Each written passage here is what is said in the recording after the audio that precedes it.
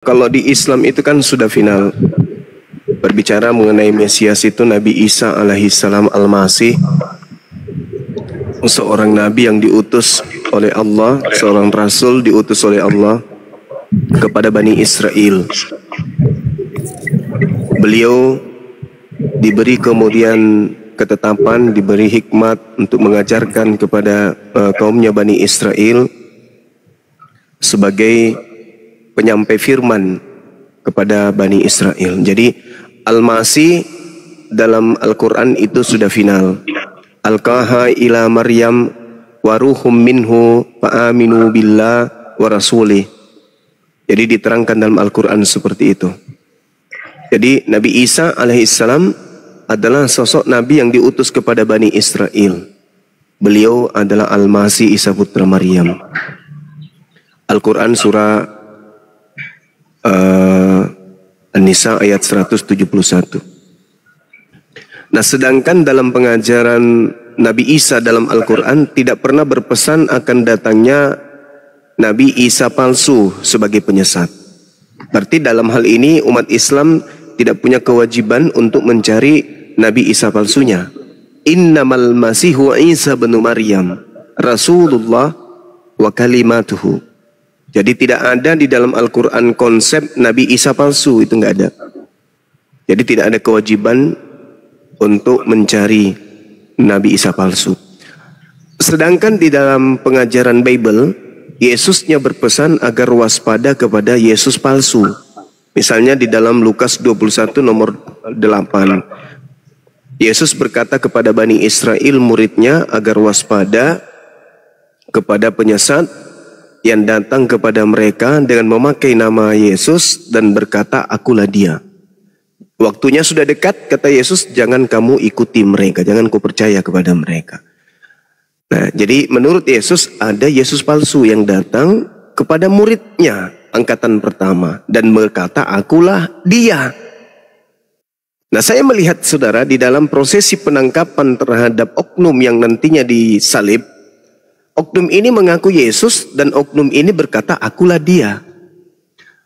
Kesimpulan saya sebagai seorang Muslim, Yesus palsu penyesat yang dikatakan Yesus agar diwaspadai, itulah dia yang ditangkap dan yang disalib dan yang disembah oleh saudara kami Kristen hari ini. Silakan, mungkin bisa ditanggapi, silakan. Oke, terima kasih Abang Juma diberikan kesempatan. Saya tadi telah mendengar pemaparan dari Bang Juma. Saya menghargai setiap pandangan, tapi saya harus katakan bahwa kita sangat berbeda dalam pandangan ini, dan itu sangat normatif sekali. Karena kalau kita memiliki pandangan yang sama, maka kita akan memiliki keyakinan yang sama pula. Jadi jelas bagi kami bahwa yang disalib itu sesuai dengan tertulis, yaitu keempat Injil itu. Keempatnya mencatat tentang penyaliban Yesus dan dia bukanlah Mesias palsu. Lanjut. Iya, kalau dia bukan Yesus palsu, lalu siapa yang memenuhi ramalan atau nubuat Yesus yang berkata kepada muridnya, waspadalah kepada penyesat yang datang kepada kalian memakai namaku, berkata akulah dia. Artinya penyesat ini bernama Yesus. Penyesat ini bukan Yesus, tapi memakai nama Yesus. Dan bukan Yesus, tetapi dia berkata, akulah Yesus, akulah dia.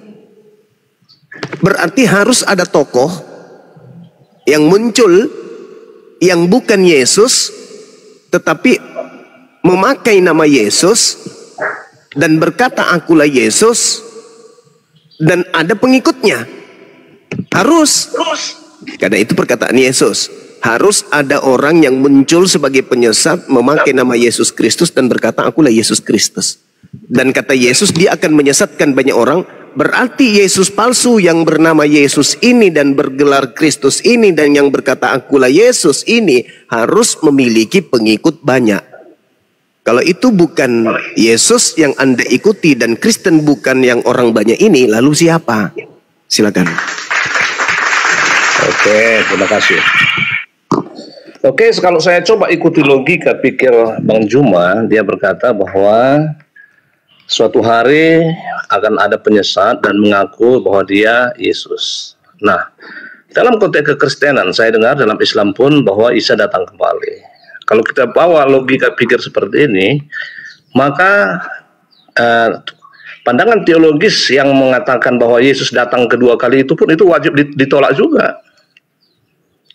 Ya, kenapa? Karena kalau kita mengacu kepada logika pikir dari Bang Juma, artinya tidak ada satupun ya yang bisa dikatakan atau dalam tanda kutip harus dicurigai dong bahwa dia adalah Mesias yang telah dikatakan oleh Yesus sebelumnya. Ya, lanjut.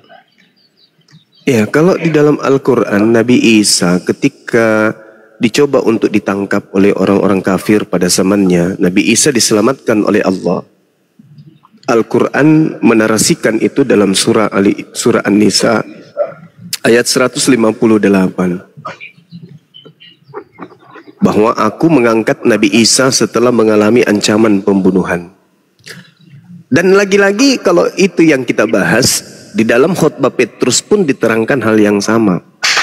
Dalam Kisah Para Rasul 2 nomor 29, nomor 30, 31, 32, 33. Bahwa Yesus itu diangkat ke langit oleh tangan kanan Elohim, oleh tangan kanan Tuhan. Dan yang disalib ini dijadikan menjadi Kristus, menjadi Tuhan bagi orang-orang angkatan jahat. Berarti ada dua Yesus di sana yang terurai berdasarkan khutbah Petrus. Nah, yang menjadi permasalahan ini adalah ketika Yesusnya berkata, waspadalah kepada penyesat yang datang kepada kamu. Berarti penyesat ini datang kepada murid Yesus. Berarti harus ada tokoh yang datang kepada murid Yesus yang mengaku Yesus. Dan ternyata itu palsu. Satu-satunya kandidat yang datang kepada murid Yesus yang mengaku Yesus adalah dia yang keluar dari kubur. Sebelum dia keluar dari kubur, mengalami penangkapan. Sebelum dia ditangkap, dia mengaku, akulah Yesus, akulah dia. Di sini, letaknya itu di situ. Karena kalau kita melihat di dalam khutbah Petrus, Kisah Para Rasul 2, Petrus menceritakan tentang nubuat Daud, bahwa anaknya, keturunannya, tunas Daud ini, jasadnya tidak mengalami kematian. Jasadnya tidak ditinggalkan di alam kubur. Berarti nubuat ini harus tergenapi. Terangkat dia naik ke langit, tidak ditinggal di alam kubur, dan dia tidak mengalami kematian. Sedangkan ada yang mati. Yang mati inilah yang kemudian dilantik menjadi Tuhan oleh angkatan jahat, untuk angkatan jahat. Kan seperti itu. Maka saya katakan harus ada tokoh yang datang kepada murid Yesus yang mengaku Yesus. Siapa kandidat itu yang datang kepada murid Yesus mengaku Yesus? Contoh misalnya nih, contoh ketika dia datang lalu menampakkan diri, lalu diceritakan Markus 16 nomor 12, Yesus menampakkan diri kepada kedua murid tersebut dalam rupa yang lain. Nah, dari mana si Markus tahu kalau itu adalah Yesus dalam rupa lain? Ini pertanyaan yang serius. Berarti harus ada tokoh yang datang kepada murid Yesus yang mengaku Yesus. Nah, siapa tokoh itu? Silakan, Bu. Oke, terima kasih. Dari satu hal, saya pendapat dengan Bang Juma bahwa suatu hari nanti bahwa akan ada orang yang mengaku-ngaku Mesias, tapi sesungguhnya Mesias palsu. Tapi ketika kita mengarahkan Mesias palsu itu tentang Yesus yang kami imani disalib, yang dimana 4 Injil mencatat kepada itu, tentu saja ini bisa dikatakan teori pemaksaan. Ya, itu yang kami pahami. Ya, kalau Bang Juma memahami seperti itu silakan saja. Itu sebabnya kita berbeda. Ya, jadi kalau dibilang teori penyalipan, pembangkitan, semua itu adalah Mesias yang lain, menurut kami sungguh sangat tidak berdasar, hanya asumsi belaka. Silakan. Iya. Jadi saya kasih data. Lukas 21 nomor 8. Yesus berpesan kepada Yahudi agar waspada kepada Yesus palsu. Nah, sekarang Yesus yang datang kepada Kristen itu berbeda dengan Yesus yang datang kepada Yahudi. Kenapa? Yesus yang datang kepada Yahudi itu adalah hamba Tuhan. Dia adalah juru selamat untuk Yahudi. Dia yang taat beribadah kepada Tuhannya Yahudi. Dia yang menjaga hukum Tauratnya Yahudi. Dia yang mengajarkan dirinya hanya untuk orang Yahudi. Dia yang melarang murid-muridnya kepada non-Yahudi. Sedangkan Yesus yang ada di Kristen adalah Yesus yang berbeda. Yesus yang ada di Yahudi adalah Yesus yang mati digantung terkutuk. Kemudian Yesus yang mengaku akulah dia. Yesus yang mengajarkan kepadaku telah diberi kuasa baik langit maupun di bumi. Banyak kali perbedaan-perbedaan antara Yesus yang datang ke tengah-tengah Bani Israel dengan Yesus yang datang kepada orang Kristen. Yesus yang datang kepada orang Kristen adalah Yesus yang keluar dari kubur. Berarti dia mengalami kematian. Sedangkan Yesus yang datang kepada Bani Israel, ketika dikatakan kemudian di dalam khotbah Petrus, jasadnya tidak mengalami kematian. Itu. Kemudian dia tidak ditinggal di dunia orang mati. Kemudian Yesus yang ada di tengah-tengah Yahudi berkata dalam Yohanes 12, 14, Yohanes 12 nomor 30, Yohanes 14 nomor 31. Itu dikatakan bahwasanya iblis tidak berkuasa kepadaku sedikit pun, kata Yesus. Sedangkan yang disalib ini adalah Yesus yang berhasil iblis salibkan melalui pengkhianatan Yudas dan melalui upaya-upaya orang Yahudi imam kepala membuat kesaksian-kesaksian palsu. Seperti yang disalibkan dengan yang berbicara kepada Bani Israel adalah dua Yesus yang berbeda. Silakan. Oke, terima kasih. Bang Juma kelihatan mendikotomikan Yesus itu sendiri. Ya, dikatakan tadi bahwa Yesus kepada bangsa Israel beda dengan Yesus kepada orang Kristen. Pertanyaannya adalah 12 murid Yesus itu orang Israel tidak ya kira-kira yang kasih tahu Bang Juma? Tapi kami yakini mereka semua adalah orang Israel. Dia tidak memanggil orang Arab, dia tidak memanggil orang Asia lain, dia tidak memanggil muridnya dari bangsa-bangsa yang lain. Mereka real Yahudi. Nah, jadi saya malah bingung dari mana Bang Juma buat pernyataan bahwa beda begitu. Dasarnya apa? Jelas bahwa murid-muridnya itu semua adalah orang-orang Yahudi. Lanjut. Iya, murid Yesus orang Yahudi memang, karena Yesus untuk mereka. Memang Yesus untuk mereka orang Yahudi. Yang bermasalah ini Kristen. Kan Kristen bukan Yahudi. Orang-orang Yahudi, sudah saya katakan tadi, mendapatkan pesan dari Yesus Yahudi. Yesus Yahudi untuk Yahudi. Matius 15:24, aku diutus hanya kepada Yahudi. Sedangkan Kristen bukan Yahudi. Nah, Paulus ketika didatangi oleh Yesus, justru Yesus yang datang kepada Paulus ini mengajarkan Paulus untuk menjadi rasul bagi non-Yahudi. Artinya bahwa antara Yesusnya Yahudi dengan Yesusnya Kristen, dua Yesus yang berbeda. Kenapa ribet Anda memahami itu? Yesusnya orang Yahudi adalah orang suci, orang yang dikasihi. Dia adalah jalan, dia adalah kebenaran, dia adalah hidup. Sedangkan Yesusnya orang Kristen, dia adalah sosok yang dikutuk oleh Elohim untuk dosa-dosa Romawi, untuk dosa-dosa Yunani, bukan untuk dosa-dosa Yahudi. Yahudi tidak mengenal penebusan dosa menggunakan manusia. Yahudi tidak mengenal konsep penebusan dosa dengan menggunakan Tuhan mati dibunuh manusia. Konsep itu hanya konsep Roma dan Yunani. Dan Yesus yang diusung oleh orang Kristen adalah Yesus yang mati terkutuk untuk dosa-dosa mereka. Itu adalah bukti bahwa Yesusnya Yahudi dan Yesusnya Kristen adalah dua Yesus yang berbeda. Silakan.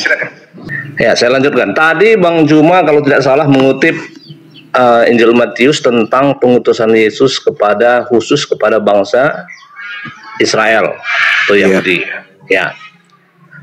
Tapi Bang Juma lupa bahwa di orang yang sama, artinya di catatan penulis yang sama Matius 28. Di situ dikatakan, pergilah ke seluruh dunia.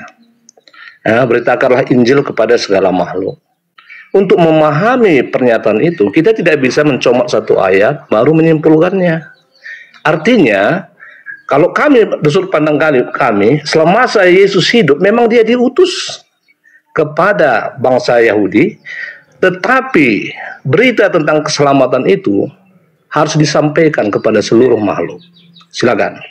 Iya. Anda membawa narasi Yesus yang berbeda. Yesus yang dituliskan oleh penulis Matius di Matius 28 dengan Yesus yang diceritakan kemudian oleh Matius yang sama di Matius 15 itu adalah Yesus yang berbeda, tapi dirangkum menjadi satu oleh penulis, dan itu hanya bisa dipahami jika saudara-saudara Kristen menggunakan data logika sehat. Yesusnya menceritakan agar waspada kepada Yesus yang lain. Nah, ada Yesus yang lain itu diuraikan juga di dalam kitab saudara sendiri. Yesusnya mengatakan, aku diutus hanya kepada domba yang hilang dari umat Israel.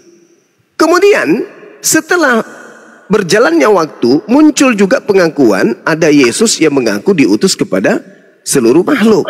Tapi kalau Anda memahaminya dengan jujur, sebenarnya Yesus ketika dipaksakan bahwa dia adalah Yesus yang sama yang ada di dalam kitab saudara, jelas sekali, jadikanlah seluruh bangsa menjadi murid, bukan menjadi hamba. Itu yang pertama. Beritakanlah kemudian, sampaikanlah kepada seluruh makhluk apa yang kemudian harus dia dan ajarlah mereka melakukan segala sesuatu yang kuperintahkan kepada mereka. Di data Matius 28 nomor 20 inilah bukti bahwa Yesus yang datang kepada Kristen dan Yesus yang datang kepada Bani Israel itu adalah Yesus yang berbeda. Yesus yang datang kepada orang Kristen ajarkanlah melakukan segala sesuatu yang kuperintahkan kepadamu. Nah, mana perintah Yesusnya untuk masuk ke gereja hari Minggu? Nggak ada kan? Dari Yesus anak Maria, nggak ada kan? Tetapi kalau Yesus yang datang kepada orang Kristen, ada perintahnya ibadah kepada hari Minggu. Di mana perintahnya itu? Ya dalam bisikan-bisikan kepada mereka, orang-orang Kristen ini. Bapak-bapak gereja awal mula mendapat bisikan dari Yesus Kristus itu yang berupa makhluk roh. Kau adakan ibadah Minggu. Karena tidak mungkin mereka melakukan ibadah Minggu kalau tidak mendapatkan bisikan dari roh yang datang kepada orang Kristen pada awal mula. Ajarlah mereka melakukan segala sesuatu yang kuperintahkan kepadamu. Ada ibadah Minggu, berarti ada yang memerintahkan ibadah Minggu. Siapa dia? Itulah Yesus yang datang dalam bentuk roh kepada orang-orang Kristen awal mula. Karena kalau tidak ada, berarti Kristen sedunia harus mengakui ibadah Minggu adalah karangan belaka, atau itu bimbingan roh. Antara bimbingan roh atau itu karangan. Kalau dia bimbingan roh, maaf, Yesus tidak pernah membimbing ibadah Minggu. Yesus yang asli. Berarti Yesus yang membimbing ibadah Minggu, sudah jelas itu adalah dua Yesus yang berbeda. Karena selalu Kristen ini selalu mengandalkan kami punya Roh Kudus, kami punya Roh Kudus, kami punya Roh Kudus. Nah, ini yang harus dicari, Roh Kudus mana yang mengajarkan ibadah Minggu? Roh Kudus mana yang mengajarkan makan babi? Roh Kudus mana yang mengajarkan menyembah anak Maria? Tidak ada itu. Yesus tidak pernah mengajarkan hal tersebut. Berarti roh yang dimaksud oleh saudara Kristen adalah dia yang mengaku Yesus Kristus kepada orang Kristen. Itu kesimpulannya, Bung. Jadi antara Yesus Yahudi dan Yesusnya orang Kristen itu adalah dua Yesus yang berbeda. Silakan. Oke, terima kasih. Tadi sebenarnya sudah saya jelaskan bahwa penulis yang sama memberikan perintah juga kepada beritakan Injil kepada segala makhluk. Namun Bang Juma berkata itu pasti yang terakhir itu palsu. Ya silakan saja kalau Anda mengatakan seperti itu. Hanya karena tertulis Tuhan itu diutus kepada Bani Israel. Saya pernah dengar tentang konteks Tuhan yang disembah oleh saudara-saudara Muslim bahwa dia juga adalah Tuhan negeri Mekah begitu, ya. Apakah memang dia hanya Tuhan negeri Mekah? Nanti silakan tanggapi dia dalam hal ini. Ya, artinya saya hanya membawa logika Bang Juma aja sebetulnya. Ya, apakah orang-orang Tuhan negeri Mekah itu hanya untuk di Mekah saja? Ya, tentu saya yakin nanti ada ayat-ayat yang keluar tentang itu. Nah, saya tidak persoalkan itu sebabnya kita berbeda. Nah, jadi ketika Matius yang sama mencatat seperti itu, berarti ada rentetan peristiwa. Ya, izinkan kami memberikan pemahaman ini, bahwa pada saat Yesus ada di dunia, memang dia hanya diutus ke orang-orang Israel. Artinya ke tanah Israel, dia tidak diutus ke Arab Saudi, dia tidak diutus ke negeri Mesir. Dia hanya diutus untuk menyampaikan firman Tuhan ke orang-orang Israel. Namun setelah itu, penyampaian tentang keselamatan tentang Yesus itu harus disampaikan kepada seluruh dunia. Oke, saya lanjutkan. Kemudian mengenai ibadah minggu, ada bimbingan segala macam. Ya, Bang Juma yang kami kasihi, ya, jelas bahwa dalam Alkitab tidak ada dicantumkan ibadah minggu sekian. Tapi kami harus sampaikan kepada Bang Juma bahwa bukan hanya ibadah minggu aja. Kami bahkan dalam Alkitab tidak disuruh makan 3 kali sehari. Kami tidak disuruh mandi 3 kali sehari. Kami juga tidak pernah disuruh misalnya kalau kamu ibadah gosok gigimu. Tidak ada kata-kata seperti itu. Nah, jadi artinya bagi kami konteks kekristenan, ibadah minggu, ibadah tengah minggu, banyak kok orang-orang Kristen hari ini. Minggu ibadah, tengah minggu ibadah, bahkan 4 kali ibadah dalam satu hari. Rasa ungkapan syukur kami tidak ditentukan oleh waktu-waktu tertentu. Mungkin ada pertanyaan, kenapa dibuat hari Minggu? Nah, itu tinggal pemimpin gereja aja. Ada absen beribadah hari Sabtu kok. Ya, karena bagi kami substansi tentang hari-hari tertentu itu bukan menjadi prinsipal bagi kami. Bagi kami orang Kristen, bahwa rasa syukur kami kepada Tuhan atas karya keselamatan yang telah diberikan, kami naikkan lewat ibadah-ibadah yang kami lakukan. Lanjut. Oke, dengan kata lain, agama Kristen itu adalah agama karangan kalau begitu. Agama yang dikarang-karang sendiri atau agama yang diajarkan melalui roh yang tadi yang kumaksud. Anda mengatakan kami tidak ada aturan, kami tidak ada perintah. Loh, Matius 20 tadi itu loh. Ajarlah mereka melakukan segala sesuatu yang kuperintahkan kepadamu. Kalau saudara hari ini mengatakan prosesi ibadah Kristen bukan perintah Yesus, berarti roh yang ada dalam diri kalian itulah yang berkuasa terhadap diri kalian. Na'udzubillah summa na'udzubillah. Waspadalah kepada penyesat yang datang kepadamu. Ketika Yesus berbicara mengenai penyesat, Yesus berbicara tentang roh. Bahkan kalau Anda jeli melihat di dalam 1 Yohanes 4 nomor 1, ujilah setiap roh. Coba, yang membisikkan Anda untuk ibadah minggu bukan Yesus, Anda akui sendiri. Yang membisikkan Anda untuk makan babi bukan Yesus, Anda akui sendiri. Yang Anda katakan bahwa menyembah Yesus bukan bisikan Yesus, Anda akui sendiri. Tidak ada dalam Kristen makan 3 kali, sikat gigi 3 kali. Tidak ada dari Yesus. Berarti prosesi baku yang kalian lakukan Natalan nyembah Yesus itu dari mana? Tentu dari roh. Saudara, sekali-kali Anda berselancar untuk memahami Bible itu sendiri. Saya bukan sedang mengajari, saya hanya memberikan edukasi. 1 Yohanes 2 nomor 6, barang siapa mengatakan bahwa dia ada di dalam Yesus, maka dia wajib hidup sama seperti Yesus hidup. Itu catat.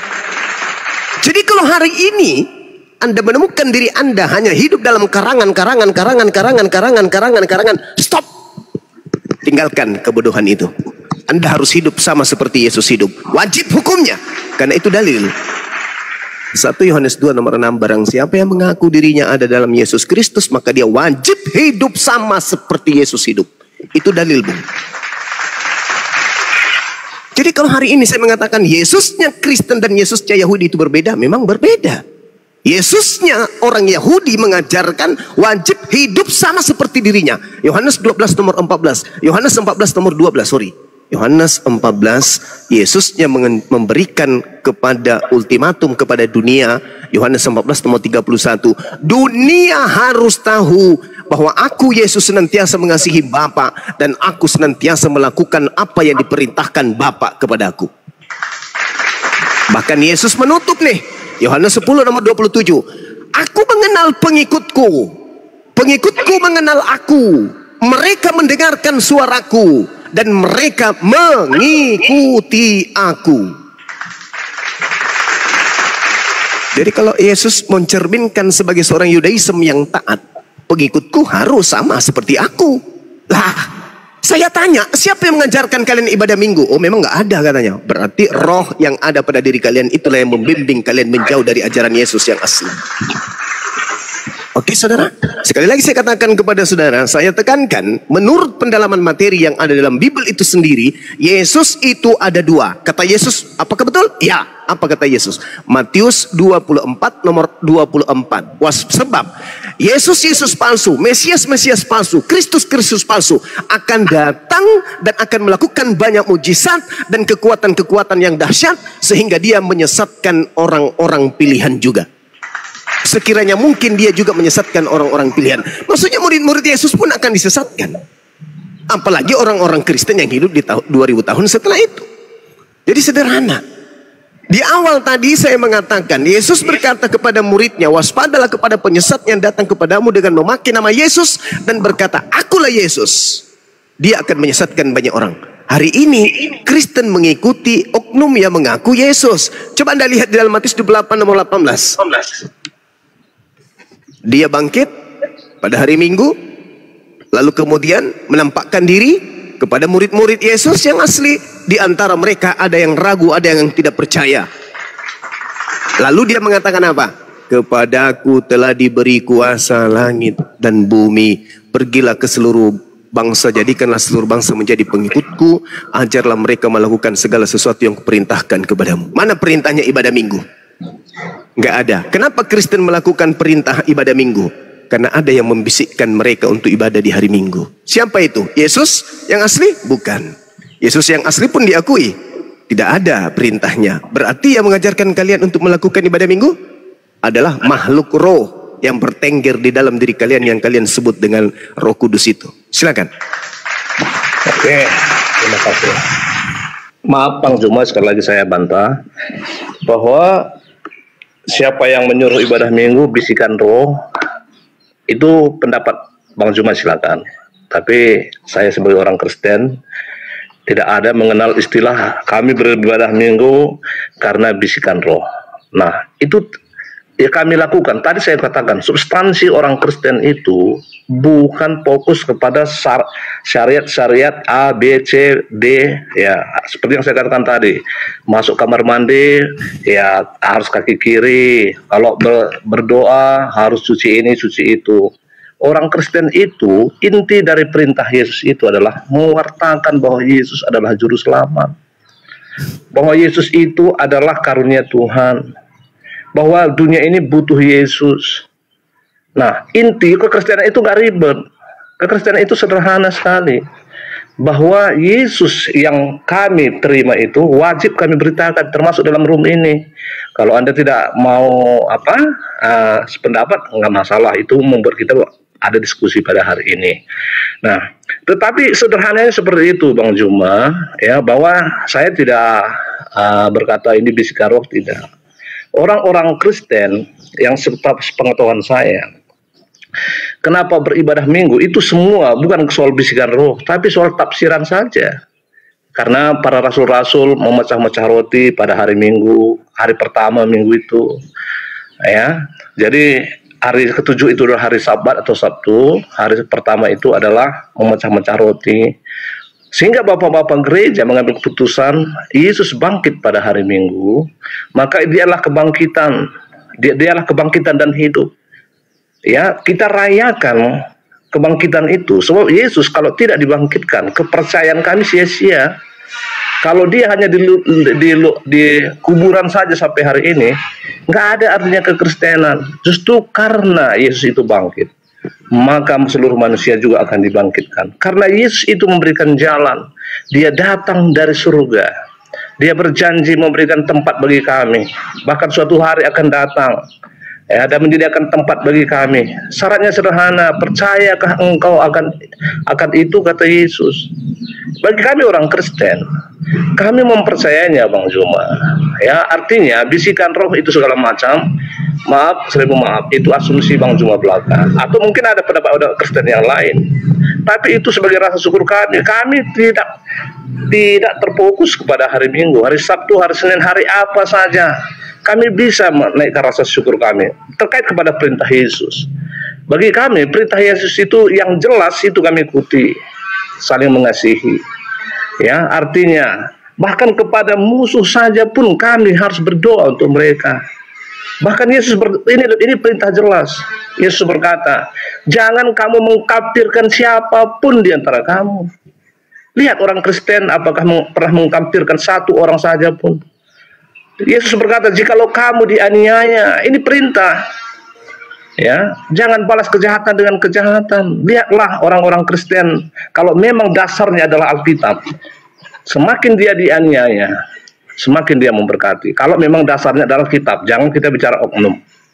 Jadi kekristenan itu sederhana dan sangat indah, tidak ribet-ribet. Nah, itu kira-kira Bang Juma, silakan. Oke. Sekali lagi saya katakan kepada saudara, ketika Anda beragama tanpa pola, hanya angan-angan, hanya hurafat, hanya prosesi-prosesi tafsir-tafsir, ingat saudara, tidak ada seorang melakukan sebuah tindakan tanpa bisikan, orang gila sekalipun. Orang gila sekalipun. Saya ingin mengingatkan saudara, coba Anda lihat di dalam Yohanes 13 nomor 2. Bagaimana cara iblis bekerja? Membisikkan. Iblis itu tidak nampak. Iblis itu hanya membisikkan. Ibadah minggu ini bisikan siapa? Yesus? Mustahile. Yesus tidak pernah membisikkan untuk ibadah minggu. Jangankan membisikkan, mengajarkan dengan langsung aja enggak. Sedangkan dalam kaidah pengajaran Yesusnya, Keluaran 31 misalnya, jelas sekali di situ ada perintah membunuh orang yang tidak mengkuduskan hari Sabat. Itu kalau Anda pengikut Yesus. Nah, sekarang permasalahannya di Matius 28 inilah pangkal awal ketika saya berbicara Kristusnya Kristen dan Kristusnya Yahudi itu berbeda. Kristusnya orang Yahudi berpola kepada aturan Tuhan. Apa yang harus mereka lakukan? Harus berpola kepada aturan Tuhan. Bukan bisikan-bisikan, bukan tafsiran-tafsiran. Yesus melakukan satu prosesi ibadah dan mengajarkan kurikulum ajarannya kepada muridnya berdasarkan aturan Tuhan. Aku tidak berkata-kata dari diriku sendiri. Aku tidak melakukan pekerjaan dari diriku sendiri. Seluruhnya dia sandarkan kepada Tuhan. Makanya dikatakan dalam Yohanes 8 nomor 29, Bapa tidak membiarkan aku seorang diri disebabkan aku senantiasa melakukan pekerjaan yang berkenan di dalam hatinya. Yohanes 4 nomor 34, makananku adalah melakukan apa yang diperintahkan Bapa untuk aku lakukan. Jadi Yesus itu berpola dalam beragama. Sedangkan saudara tafsir. Berarti ada yang membisik sehingga orang itu mentafsirkan. Cara kerja iblis dalam Bible sama seperti dalam Al-Quran. Membisikkan. Yohanes 13 nomor 2. Minal jinnati wan nas. Jadi pembisik-pembisik itu dari jin dan manusia. Dari golongan iblis dan dari golongan manusia. Nah saudara, ketika Anda melihat kekristenan saudara, Yesus mengatakan di dalam Yohanes 16 nomor 12, masih banyak hal yang ingin aku ajarkan kepadamu, tapi kamu belum sanggup untuk menanggungnya. Tetapi ketika ia datang, yaitu roh kebenaran, dialah yang akan membimbing kamu ke dalam setiap kebenaran. Nah sekarang kebenaran apa yang ditorehkan dengan ibadah minggu itu? Yesusnya mengajarkan di dalam Matius 5 nomor 19, barang siapa yang meniadakan ibadah Sabat lalu mengajarkan kepada orang lain, maka dia akan menempati tempat terhina dalam kerajaan langit. Sebelum langit dan bumi lenyap, kata Yesus, maka Sabat tidak bisa dihilangkan sedikit pun. Lukas 16 nomor 17. Jadi bagaimana mungkin kemudian bisa berubah menjadi hari Minggu kalau tidak ada yang membisikkan? Maka pembisik ini adalah sivilisasi ini. Yesusnya mengajarkan kepada Bani Israel agar mereka melakukan apa yang Yesus lakukan. Jika engkau mengasihi aku, kata Yesus, Yohanes 14:12, maka engkau akan melakukan pekerjaan-pekerjaan yang aku lakukan. Adakah Yesus ibadah Minggu? Enggak ada. Jangan lakukan. Itu kata Yesus. Tetapi sang pembisik datang dan ajarlah mereka melakukan segala sesuatu yang kuperintahkan kepadamu. Berarti ada yang memerintahkan orang Kristen ibadah Minggu. Bukan gak ada, ada. Seperti Yudas ketika dirasuki kemudian dalam Yohanes 13, ada yang merasukinya, membisikkannya, sehingga dia punya rencana untuk berkhianat kepada Yesus. Begitu juga makan babi, begitu juga semuanya yang tidak pernah Yesus praktekkan. Semua itu diajarkan oleh roh-roh pembisik-pembisik tersebut. Ini pola, saudara, pola di mana Yesus mengajarkan agamanya, di mana makhluk yang datang kepada kalian yang mengaku Yesus Kristus itu juga mengajarkan agamanya. Jadi sekarang ini ketika Anda bernarasi seakan-akan Yesus mengajarkan kasih, ya itu Yesus anak Maria. Itu Yesus anak Maria. Tetapi Yesus yang datang kepada Paulus itu membatalkan itu. Coba Anda lihat dalam Efesus 2 nomor 15. Dengan matinya Yesus, dia telah membatalkan hukum Taurat beserta segala ketetapan, ketentuan, hukum-hukum yang ada di dalamnya. Satu, hukum utama dan hukum kedua adalah kasih. Hukum utama kasih kepada Allah, hukum kedua adalah kasih kepada manusia. Dan kedua hukum inilah kemudian, dan kepada Taurat inilah kemudian, hukum kedua-duanya itu termaktum. Sedangkan hukum Taurat yang di dalamnya ada hukum utama dan hukum kedua, kata Paulus, sudah dibatalkan. Apakah orang Kristen berani berbicara mengenai kasih ketika mereka menjajah Indonesia? Orang-orang yang notabene-nya Belanda yang datang ke Indonesia yang adalah Kristen, berani enggak orang Kristen kami adalah agama kasih, berani enggak? Enggak. Kalian mengatakan Kristen agama kasih setelah Indonesia merdeka dari penjajahan yang orang-orang yang beragama Kristen. Jadi enggak ada itu, saudara, enggak ada. Sekali lagi saya kembalikan kepada tema, Mesias atau Kristus atau Yesus yang kalian ikuti adalah berbeda dengan Yesus atau Mesias atau Kristus yang datang untuk Bani Israel itu. Silakan. Ya, terima kasih. Hanya karena ada tertulis bahwa iblis membisikkan sesuatu kepada Yudas Iskariot, maka Bang Juma mengatakan bahwa perintah Minggu, perintah ini adalah suatu bisikan. Ya. Bahkan kalau boleh saya tanggapi, ya Bang Juma sebenarnya berkata itu bisikan iblis. Ya, tapi nggak apa-apa, nggak apa-apa. Silakan aja Anda berpendapat seperti itu. Tuhan Maha Adil, Tuhan Maha Kasih. Kami sebagai orang Kristen tidak perlu reaktif, ya. Jadi, tapi secara logika berpikir, hanya gara-gara satu ayat bahwa ada bisikan, itu jelas dalam Alkitab. Jelas dikatakan bahwa iblis berbisik kepada Yudas Iskariot. Tiba-tiba dilempar kepada ibadah Minggu bisikan. Coba bayangkan. Logika apa yang Anda pakai sesungguhnya? Ya, kalau bukan logika pemaksaan doktrin yang Anda miliki. Tetapi ketika ada ayat-ayat yang berkata demikian, bahwa iblis berbisik kepada pemimpin gereja, nah itu logika fakta yang mungkin kita perdebatkan. Bukan asumsi belaka, abangku. Ya, tidak sama sekali. Kami tidak diajar untuk membawa asumsi. Kami diajar untuk berkata jujur. Ketika Anda bertanya, hari Minggu itu, saya sudah jawab bahwa hari Minggu itu adalah rasa syukur kami. Kami tidak akan menghakimi atau tidak menjudge kalau ada orang-orang Kristen yang sudah merasakan kasihnya kepada Tuhan. Dia ibadah tengah minggu, hari Senin, Selasa. Kami tidak terkungkung oleh waktu, 5 waktu, 6 waktu, 3 waktu. Hidup kami itu sepenuhnya untuk memuliakan Tuhan. Buah daripada ibadah itu adalah realisasinya bagaimana kami mengasihi, bagaimana kami menjawab orang-orang yang menuduh kami, memfitnah kami, bagaimana orang-orang yang menyudutkan kami. Di situ kelihatan itu orang Kristen, bukan syariat syarat. Tadi ada katakan harus ada pola. Pola yang Anda maksud seperti apa? Mungkin Anda berkata, polanya A, B, dan C. Hidup ini terlampau ribut kalau kita fokus ke pola. Kita cukup ke garis besarnya, substansi yang disampaikan itu apa. Sehingga bagi orang Kristen, walaupun misalnya dia tidak dikhususkan misalnya harus berwudu pada hari Minggu, kami tahu bahwa untuk beribadah itu harus memberikan yang terbaik kepada Tuhan, mulai dari pakaian kami, mulai dari penampilan kami. Kalau memang benar-benar orang Kristen, kami tidak perlu ada bisikan-bisikan seperti itu, abangku. Nggak ada bisikan-bisikan seperti itu. Nah, kemudian Bang Juma tadi mengarahkan kepada Belanda yang menjajah Indonesia.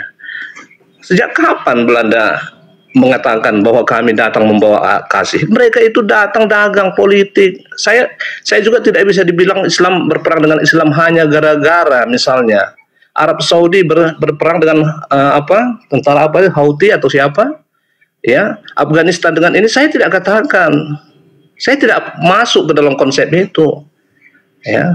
Kita mari fair-fair saja. Kalau pernah Belanda menjajah Indonesia, toh buktinya orang Kristen sendiri banyak yang gugur, saudaraku. Seandainya kami sepakat bahwa itu adalah penyebaran kekristenan, harusnya orang Kristen nggak ikut berjuang. Yosudarso orang Kristen. Beberapa contoh-contoh yang lain, ada orang-orang Kristen. Kami paham mana itu politik, mana itu propaganda. Kami tidak mau digiring dengan satu opini ini, ya, bahwa inilah dasar kasih. Lihat saja buahnya. Kita lihat saja buahnya. Apakah saudara melihat bahwa orang-orang Kristen hari ini, kita berbicara buah, kami teringat apa kata Yesus, ya, bahwa dari buahnya lah kamu ketahui. Ya, buah itu ada buah pertobatan. Kami tidak peduli, bahkan banyak pendeta juga yang bejat, sama seperti banyak maaf kata kiai atau santri-santri di pesantren sana. Tapi kami tidak katakan itu Islam, itu adalah oknum. Ya, tapi lihat apa dasar kami melakukan sesuatu. Lihat buah yang kami lakukan. Apakah kami benar-benar mencerminkan? Kita mungkin bisa bicara teori A, B, C, ajaran ini, kepalsuan ini. Kekristenan sederhana, lihat aja buah yang dihasilkan. Silakan Bang Juma. Iya, buahnya ya ibadah minggu, makan babi, makan anjing, makan segala binatang-binatang yang diharamkan dalam firman Tuhan. Itu buahnya Kristen. Kalau Anda melihat buahnya, ya lihat Belanda menjajah, merampas, memperbudak. Ya itu buah. Ya, yang Anda maksud buah itu apa?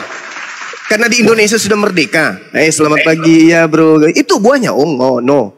Ingat saudara, di dalam kitab yang Anda imani sebagai kitab suci, ya, diterangkan di dalam pengajaran Yesus, apabila kamu melihat pembinasa keji berdiri di tempat yang kudus, menurut firman yang disampaikan oleh Nabi Daniel.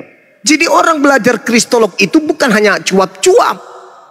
Kita harus mengkaji Kristen secara mendalam, memahami Bible secara mendalam, antara unsur lain dengan unsur yang satu harus kita kaitkan. Bukan cuma menolak, bukan hanya kemudian berasumsi, hanya pamer, kasih, tapi hoax. Yesus yang berkata kepada muridnya, jadi apabila kamu melihat pembinasa keji berdiri di tempat suci menurut firman yang disampaikan oleh Nabi Daniel. Apa kata Nabi Daniel tentang pembinasa keji ini? Silakan Anda baca Daniel 7 nomor 25. Dia pembinasa keji akan mengucapkan perkataan yang menentang yang maha tinggi.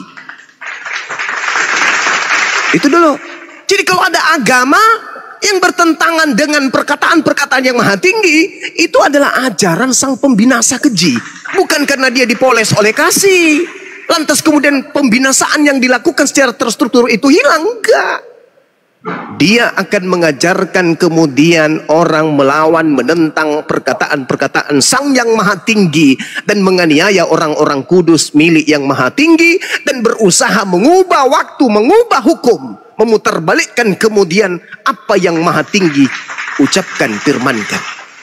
Makanya saya mengatakan kepada saudara, Yesus yang datang kepada Bani Israel mengukuhkan apa yang diperintahkan oleh Tuhan kepada Bani Israel untuk dijalankan. Matius 23 nomor 1. Jangan kau mengikuti orang-orang Farisi, orang-orang Yahudi. Mereka telah menduduki kursi Musa, tetapi mereka tidak mempraktekkan apa yang diperintahkan Tuhan kepada mereka. Jangan kamu ikuti. Berarti harus dipraktekkan. Nah, sekarang kalau dikatakan oleh Yesus, sang pembinasa keji ini memutarbalikkan kemudian firman Tuhan seperti yang dinubuatkan oleh Nabi Daniel. Coba Anda lihat bagaimana saudara Paulus ini mengajak kalian untuk meninggalkan apa yang Maha Tinggi firmankan. Karena itu janganlah kamu biarkan orang menghukum kamu mengenai makanan, minuman, atau mengenai hari raya dan seterusnya. Jadi Paulus mengajarkan untuk meninggalkan segala sesuatu yang menjadi ketetapan yang Maha Tinggi. Sang pembinasa keji duduk di tempat yang suci. Dari mana ilmunya? Dari bisikan roh yang tadi, kawan. Sedangkan Tuhan mengatakan di dalam kitabnya orang Yahudi, Amsal 3 nomor 5, percayalah kepada Tuhan dengan segenap hatimu. Jangan bersandar kepada pengertianmu sendiri. Ibadah minggu ini firman Tuhan enggak? Bukan, itu pengertian sendiri. Kalau firman Tuhannya hari apa? Hari Sabtu.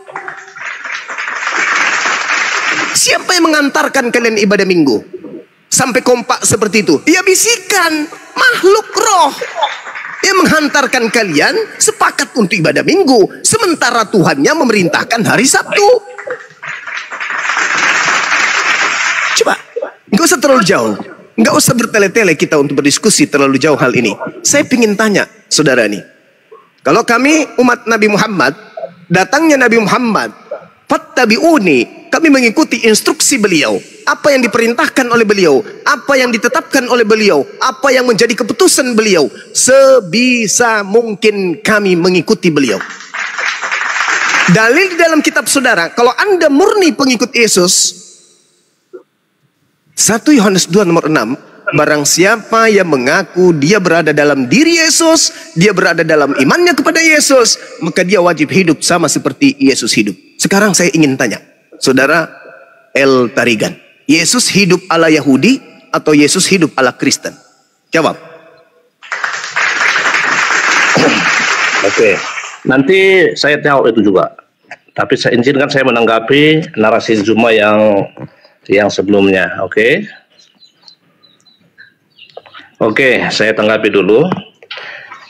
Bang Juma mengutip ayat firman Tuhan Daniel 7:25, lalu menafsirkannya kepada Paulus. Ya, saya hargai itu. Ia akan mengucapkan perkataan yang menentang yang Maha Tinggi dan akan menganiaya orang-orang kudus milik yang Maha Tinggi. Ia berusaha untuk mengubah waktu dan hukum, dan mereka akan diserahkan ke dalam tangannya selama 1 masa, 2 masa, dan setengah masa. Kalau kita pelajari ayat ini, okelah kita belajar hermeneutik, mencoba tafsir, ya. Kalau pandangan kami ini pandangan sangat liar, bukan liar saja, sangat liar. Liar dalam arti, ya, kalau kita lihat, kita coba kata per kata, dan akan menganiaya orang-orang kudus milik yang Maha Tinggi. Sejak kapan Paulus menganiaya orang? Dia justru yang teraniaya. Paulus itu sebelum dia bertobat, bisa saya lanjutkan? Tadi ada ketawa-ketawa nggak jelas itu, dan tidak tahu apa yang diketahuinya. Oke, Paulus penganiaya, Bung. Paulus bertobat dari penganiaya, bukan dari korupsi. Ya, dia sebelum bertobat dia penganiaya. Pintar. Ya, lanjut. Ya, itu yang saya mau sampaikan. Nah, dia penganiaya, bahkan bisa dikatakan dia adalah salah satu orang yang paling mendukung untuk menganiaya murid-murid Yesus. Bahkan kalau saya pelajari dalam Paulus, dia seorang intelektual juga, sehingga sampai hari ini contohnya menggeruduk-geruduk rumah orang, dia mengambil surat-surat yang resmi dari pemerintahan, sehingga dia kelihatan legal. Dia seorang yang sangat pintar secara akademis. Nah, tapi apa yang terjadi setelah perjumpaannya dengan Yesus yang Anda katakan palsu itu? Kami itu yang saya katakan tadi, buahnya. Kalau dulu dia sebelum rasul, dia pembunuh, tapi setelah dia jadi rasul, dia tidak pernah membunuh satu orang pun. Dulu sebelum menjadi rasul, ya, Banyak hal-hal yang seperti dikatakan bahwa kalau dari segi hal-hal lahiriah aku orangnya, tapi setelah aku mengenal Kristus semua itu sampah bagiku. Nah, artinya dalam kehidupan Paulus, bahkan dalam pelayanannya, dia tidak pernah merampas. Dalam arti kata, dia tidak pernah berperang. Bahkan dia mencukupi segala kehidupannya. Bagi kami, ini yang disebut buah gitu. Daripada sekedar kita beda tafsir, beda pernyataan, beda kata. Ya, nggak ada kalau memang Anda mengacu kepada Daniel 7 ayat 25 lalu menghubungkannya kepada Paulus. Malah maaf, 1000 maaf. Ya, saya dengar kalau saya salah nanti coba Anda koreksi. Muhammad justru yang kami tahu, bahkan sebelum dia jadi nabi, saya belum pernah mendengar dia pernah membunuh satu orang tuh. Dia sebelum menjadi nabi, dia kawin satu orang, mengawini satu orang, tapi setelah nabi, ya, kalau salah nanti silakan dikoreksi, bisa saja karena saya bukan orang Islam. Ya, bahwa seorang Rasulullah setelah dia menjadi nabi, justru dia berperang, tentu dengan alasan-alasan yang pasti Anda akan kemukakan nanti. Dia juga sebelum menjadi Rasulullah, ya, dia hanya memiliki satu istri, monogami. Tapi setelah jadi rasul malah jadi banyak istrinya. Nah, jadi dalam hal demikian, kekristenan itu melihat buah yang dimaksud buah pertobatan, apa yang dihasilkan. Apa yang dihasilkan orang itu. Kita tidak akan pernah habis dalam berbicara. Anda mengklaim tadi, Kristolog itu bukan main-main. Jelas, orang Kristen itu justru sekolahnya itu nggak bisa main-main. Kami tidak bisa, pendeta-pendeta kami tidak bisa hanya mengklaim hanya karena 1-2 ayat bisa jadi pendeta. Itu prosesnya begitu panjang, katekisisnya berapa panjang, pengujiannya berapa panjang. Berarti tidak main-main. Nah, kalau hari ini ada perbedaan yang Anda klaim bukan main-main, tentu saja kami lebih percaya kepada Kristolog yang kami imani. Nah, begitulah kira-kira Bang Jumat, silakan. Jawaban Anda tentang 1 Yohanes 2 nomor 6 itu jangan hindari. Apakah Yesus itu hidup ala Yudaism atau dia hidup ala Kristen? Yesus, silakan ulangi tadi. Maaf, saya tadi janji memang, tapi saya lupa tadi. Pertanyaan silakan ulangi. Apakah Yesus itu hidup sebagai mempraktikkan hidupnya sebagai orang Yudaism atau sebagai orang Kristiani? Oke, saya jawab. Pertama, Yesus lahir sebagai orang Yahudi, artinya Alkitab mencatat tentang itu. Dia hidupnya pun mengikuti aturan-aturan Yahudi dalam keadaannya sebagai manusia, dan Yesus tidak pernah mengatakan tentang kekristenan selama hidupnya. Silakan. Nah, berarti Yesus yang kamu ikuti Yesus yang mana?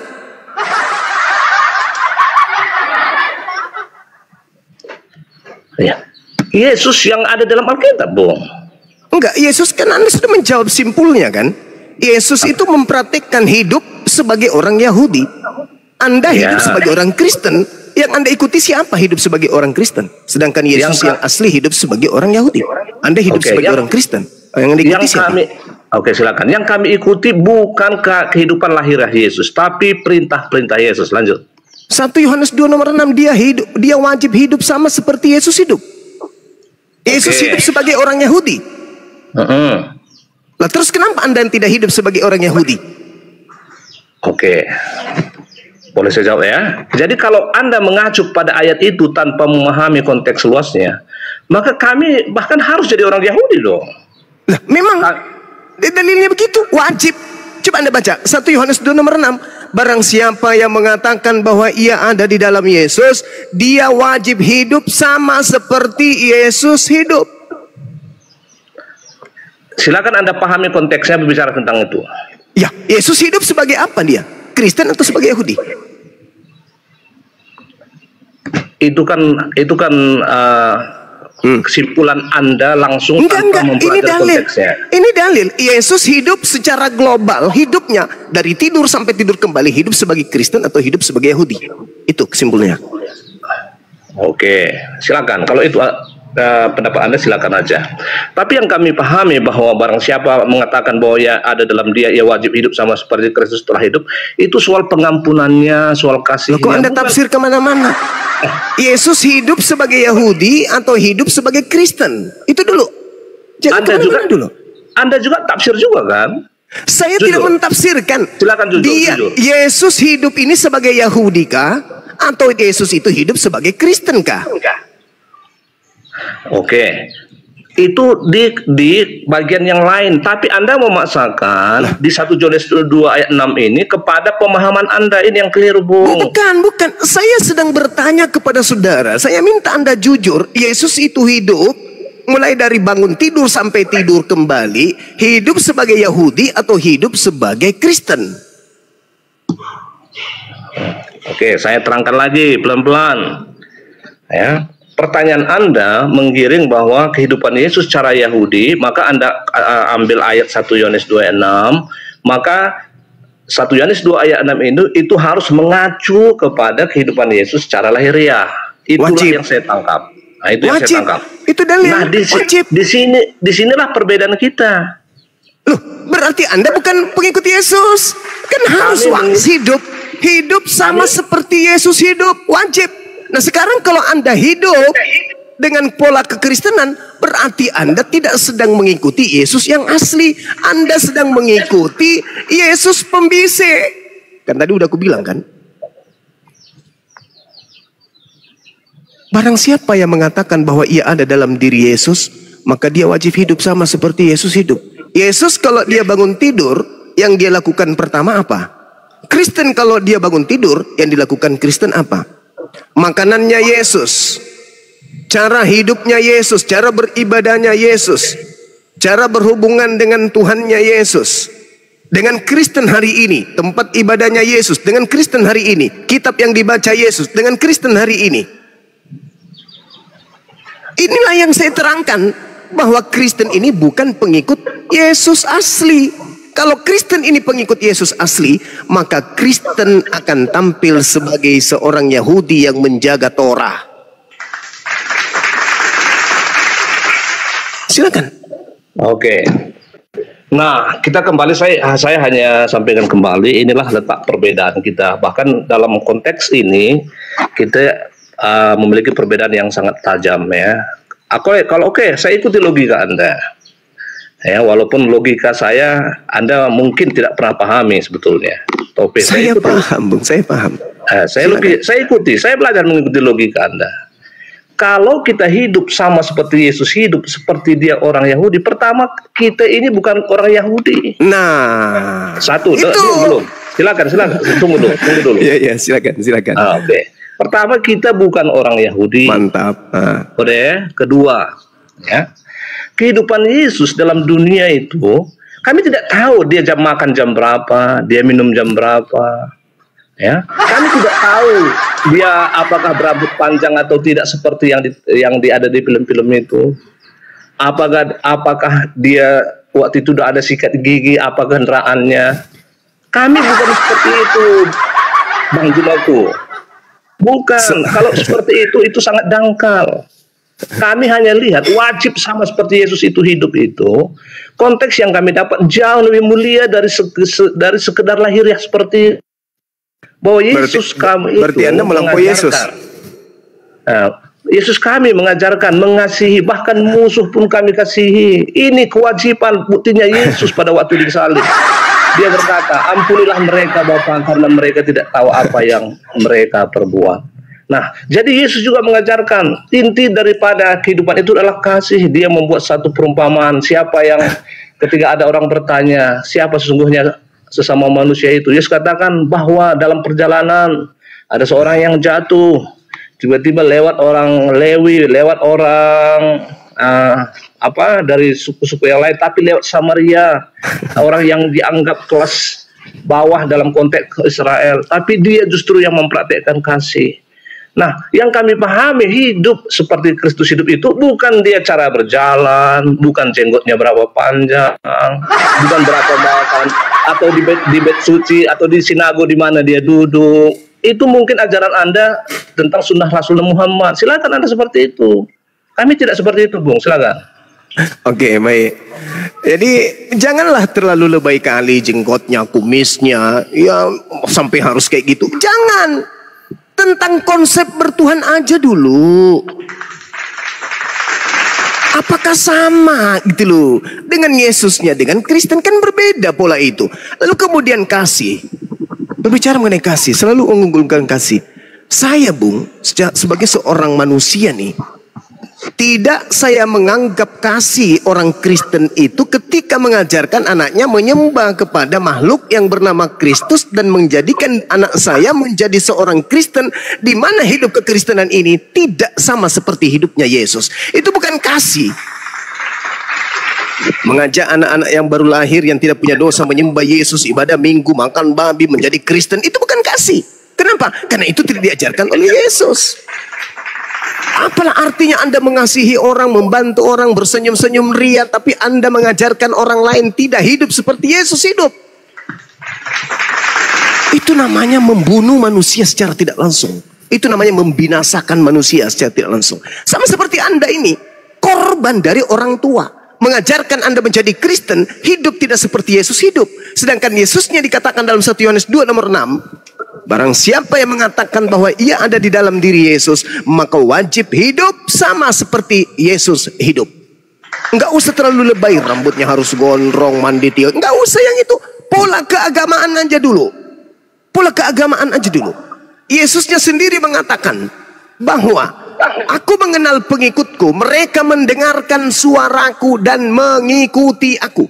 Kalau aku sujud, maka muridku salto gitu. Kalau aku puasa, maka muridku. Itu yang dimaksud oleh Yesus. Makanya tema kita ini, Kristen ini pengikut Mesias yang lain. Karena ketika Anda menjadi seorang Kristen dan Yesus bukan seorang Kristen, Anda sudah ketahuan tuh bahwa Anda mengikuti Yesus lain.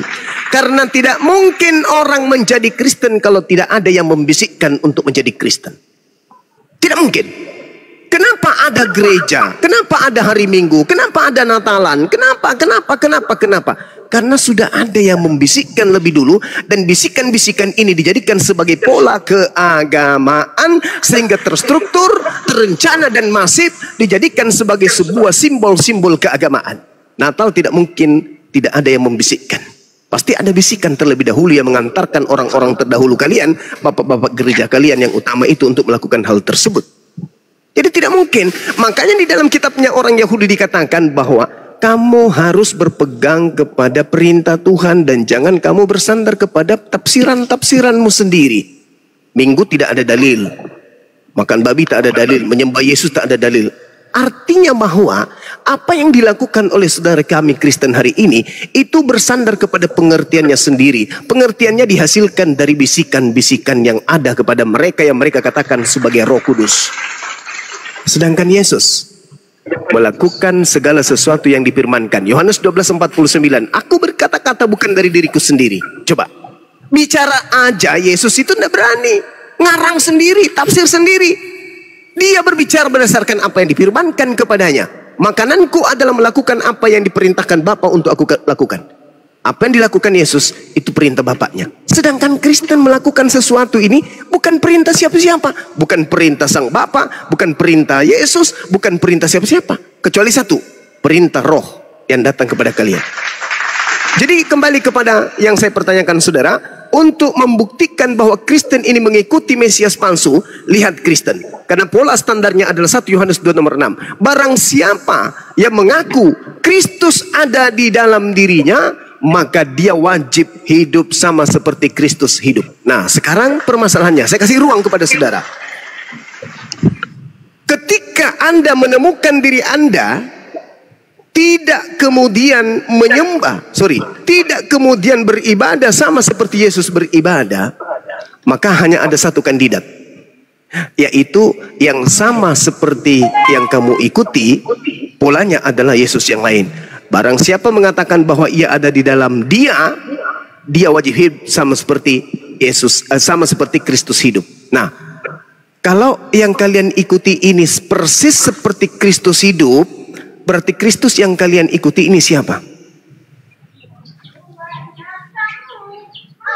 Kristus mana yang kalian ikuti? Ibadah minggu, tidak bersunat, makan babi, menyembah kepada 3 pribadi Tuhan. Ini kalian mengikuti siapa? Sedangkan Yesus yang asli Jangankan berbuat, berkata-kata pun dia harus tunduk kepada perintah Tuhannya. Yesus adalah hamba yang suci. Yesus adalah orang yang soleh. Sedangkan Kristen bukan hamba suci, bukan juga anak yang soleh. Nah ini, saya sekali lagi memberikan kesempatan kepada saudara. Barang siapa mengatakan bahwa ia hidup dalam Yesus, maka wajib hidup sama seperti Yesus hidup. Pertanyaannya, saya ulang. Apakah Yesus hidup sebagai Yahudi atau Yesus hidup sebagai Kristen? Silakan. Ya, nggak apa-apa. Sebenarnya kita hanya mengulangi apa yang menjadi perbedaan kita. Tapi nggak apa-apa. Semoga ini mencerdaskan para pendengar-pendengar kita memahami satu dengan yang lain. Nggak apa-apa, kita akan ulangi lagi. Sebenarnya jawaban saya udah jelas bahwa Yesus itu dia terlahir sebagai orang Yahudi. Dia mengikuti aturan pola-pola keyahudiannya. Dia disunat pada hari ke-8. Ya. Jadi dia juga kami yakini walaupun tidak ada tertulis dia tidak pernah makan babi atau tidak. Ya, tapi mohon kami dia juga tidak makan babi. Dia pernah menyembah kepada Tuhan. Dia juga dalam keadaannya sebagai manusia, dia juga bersujud. Ya, itu secara lahiriah. Tapi pemahaman kami, saudara-saudaraku yang mendengar ini, bukan mengikuti Yesus secara lahiriah atau pemaksaan bahwa dia hidup sama seperti wajib itu. Pemahaman kami bukan berarti wajib hidup seperti orang sudah terangkan tadi. Jikalau itu yang kita buat jadi acuan, tapi Anda bantah, jangan terlalu melebar janggutnya seberapa. Tapi sejujurnya pola pikir Anda yang saya ikuti begitu. Jadi saya malah tidak memaksakan pola pikir saya. Oke, kalau kita ikuti pola pikir Anda, kita kekurangan bahan untuk hidup seperti Yesus. Bagaimana dia berjalan, apakah kaki kiri dulu, kaki kanan, bagaimana dia makan. Bahkan kami tidak melihat bagaimana dia sholat berapa kali sehari atau berdoa. Bagaimana yang kami ikuti itu adalah perintah-perintahnya. Kami harus wajib sama seperti Yesus. Bagaimana dia mengatakan perintah-perintahnya itu sudah jelas. Bagaimana bahwa apa yang harus dipraktekkan dalam keduniaan ini sederhana sekali, saudaraku, ya, sangat sederhana. Ya tentu saja Anda akan tetap saya tahu bahwa ini kita akan berbeda terus seperti ini, tapi nggak apa-apa kalau itu diulangi sekali lagi.